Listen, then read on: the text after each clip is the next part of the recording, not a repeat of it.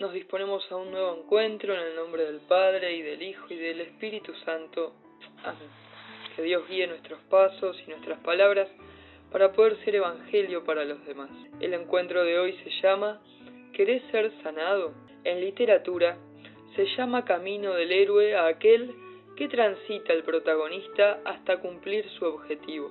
Se podrían añadir más detalles, pero no es el lugar para hacerlo. Nuestro camino del héroe no está predestinado a pasar por las pruebas que la literatura ofrece como herramienta de redacción, pero puede ayudarnos a comprender algunas cosas. Somos llamados por Dios a ser protagonistas de nuestra propia historia de vida, y salimos de la casa paterna en la adolescencia, aun cuando sigamos viviendo con ellos.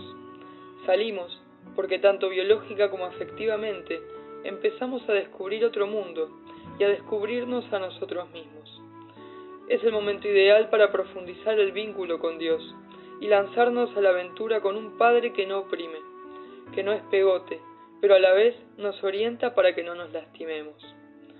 Estamos hablando de Dios.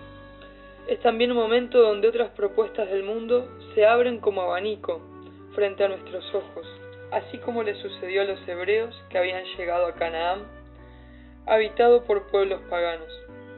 Y aunque ya seamos adultos, es bueno poder visualizar dónde empezó este camino o dónde debería haber empezado. Yendo al inicio de la cuestión, podemos ver lo bueno y lo malo para ofrecérselo a Dios que quiere sanarnos. La idea, obviamente, no es revolver por demás, sino poner luz sobre ciertas cuestiones de la historia que nos traen consecuencias al presente, al menos que ya hayan sido trabajadas y sanadas. Una de las primeras tentaciones del camino, como protagonistas de nuestra historia, es creer que nos podemos tirar del edificio sin hacernos añicos contra el suelo. Habíamos dicho que Dios nos llevaba a la montaña, que era imagen de nuestra dignidad, pero también que quien le daba sentido a esa dignidad era Él mismo. Pasar el límite por soberbia hacía que nos alejáramos de Dios y nos lastimáramos.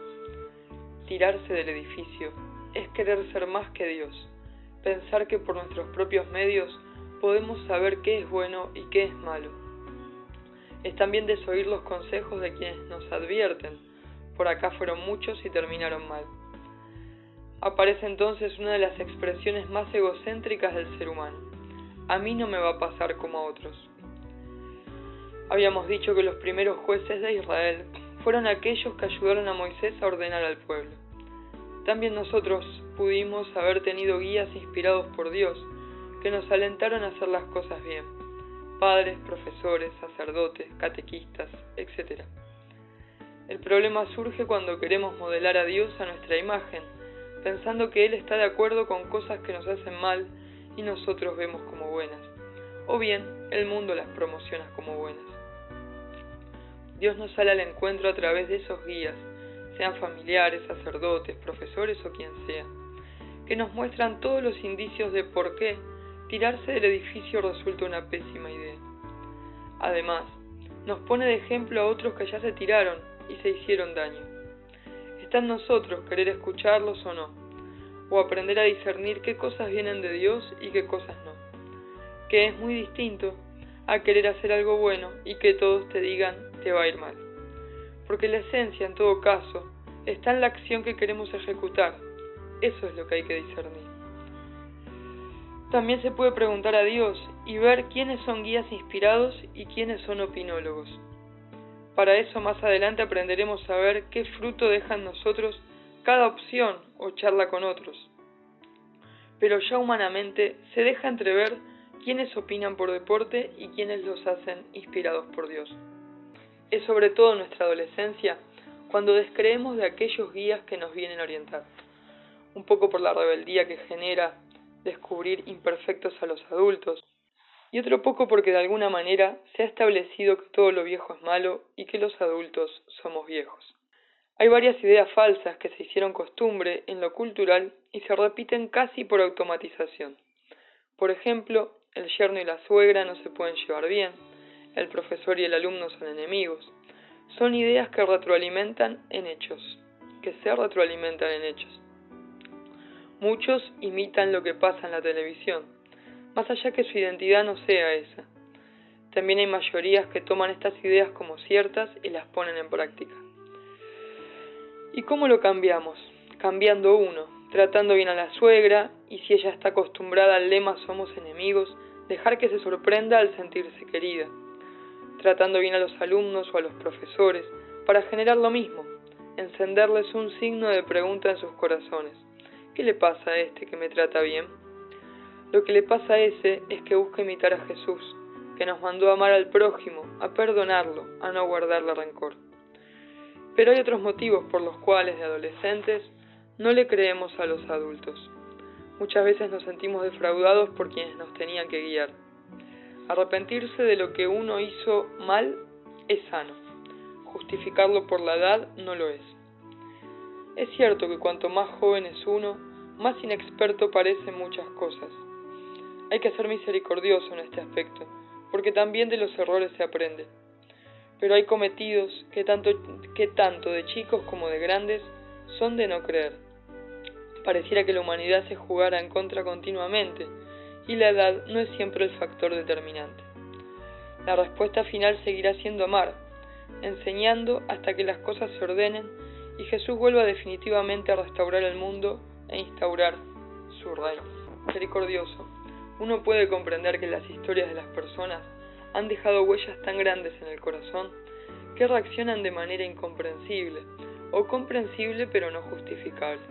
Se abre así un abanico de desórdenes causados por heridas en las personalidades de muchos niños y adolescentes, que muchas veces siguen la cadena y dañan a más personas, como ellos mismos fueron dañados.